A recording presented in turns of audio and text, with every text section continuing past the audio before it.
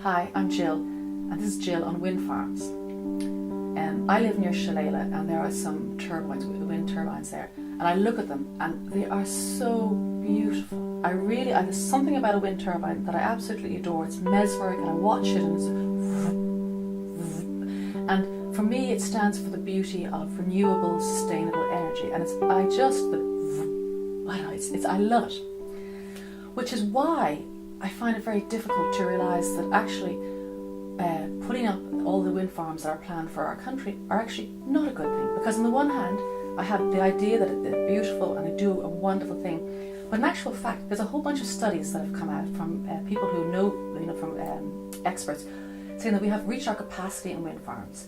That the wind energy is a bit difficult in Ireland. There'll be lots of wind because it's intermittent. What happens is then when the wind drops, you have to have alternative energy to provide the grid, obviously.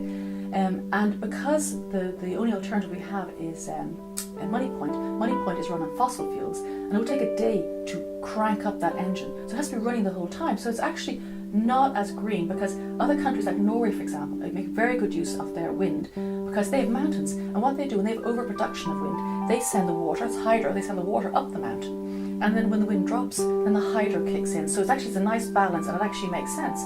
And these reports say that they raise issues, right? They raise issues that we have overproduction of wind farms. For every wind turbine you put up, you need about 3 or 4 pylons, which is the huge issue too as well.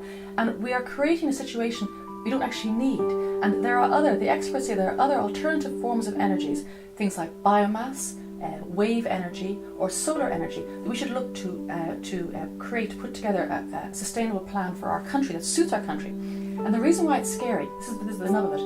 Do you remember when Bertie Ahern apparently said, he looked around at Dublin and all the cranes and he said, "Look at the cranes, how successful we are, what a good job we're doing."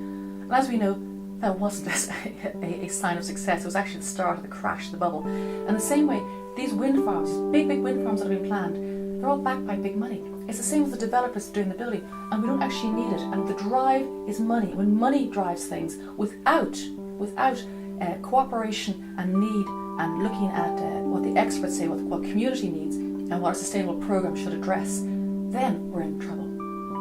Thank you very much.